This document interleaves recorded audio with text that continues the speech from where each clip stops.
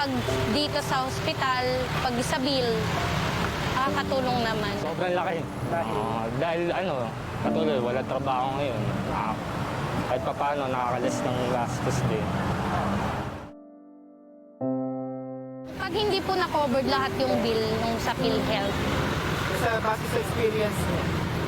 yun kasi doon sa PhilHealth hindi po na-covered, pero meron naman pong malasakit center doon sa hospital.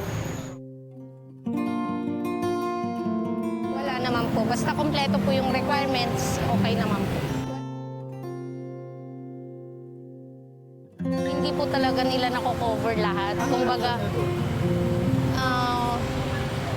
sobrang laki naman po ng pondo. Sana po ma-cover para po wala nang iniisip yung pamilya ng mga pasyente.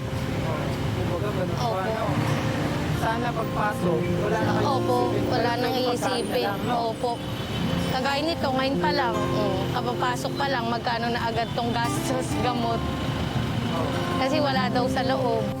Siyempre, makaluwag-luwag din lang konti, sir. Kahit pa paano, mababawasan din yung namin, yung isip namin na pagbabayad, ganun po. Hassle kasi, sa 3 araw, nag-aagilap ako para lang makalabas. Sa akin, panggastos pa. Diba? Pang araw-araw.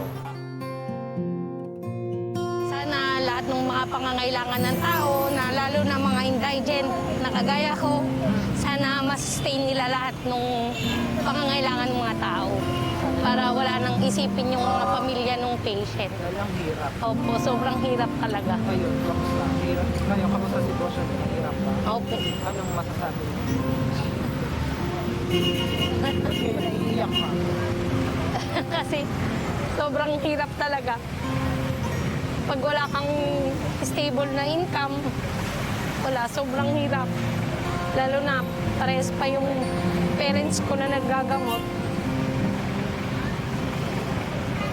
Totoong makakatulong nga sila sa kapwa.